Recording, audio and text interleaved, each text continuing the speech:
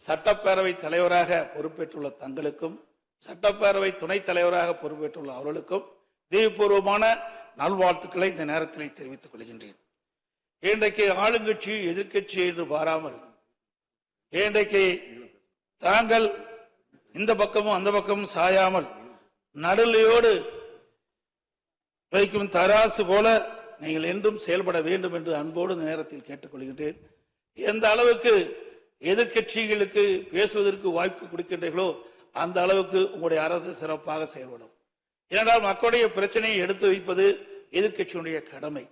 ஆகவே எதிர்கட்சியினுடைய கடமை சிறப்பாக செயல்படுவதற்கு அனைத்து எதிர்கட்சிகளுக்கும் முழுமையான நேரத்தை ஒதுக்கி கொடுக்க வேண்டும் என்று அன்போடு இந்த நேரத்தில் கேட்டுக்கொள்கின்றேன்.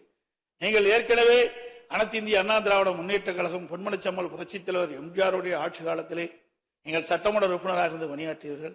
மாண்புமிகு அம்மாவுடைய காலத்திலும் சட்டமன்ற பணியாற்றியவர்கள். சட்டமன்ற பேர விதிகள் முழுமையும் நன்றாக தெரிந்தவர்கள். சிறப்பான முறையிலே பேசக்கூடியவர்கள்.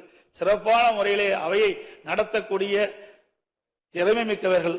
ஆகவே அப்படிப்பட்ட ஒரு அற்புதமான ஒரு நிகழ்த்தக்கூடியவர்களுக்கு ஒரு நல்ல வாய்ப்பை நீங்கள் பெற்றிருக்கிறீர்கள். இந்த புனிதமான ஆசனத்திலே அமர்ந்திருக்கின்றீர்கள்.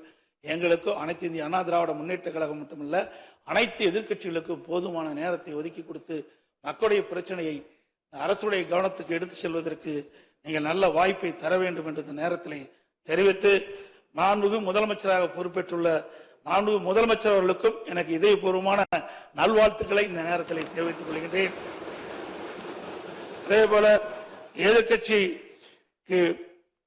எதிர்கட்சி தலைவராக பொறுப்பேற்றுக்கிடும் தங்களுக்கும் மாண்புமிகு அமைச்சர் பெருமக்களுக்கும் இங்கே வெற்றி பெற்று தேர்ந்தெடுக்கப்பட்டிருக்கிற அனைத்து சட்டமன்ற உறுப்பினர்களும் எனது மனமார்ந்த நன்றி தெரிவித்து விடைபெறுகின்றேன். நன்றி, வணக்கம்.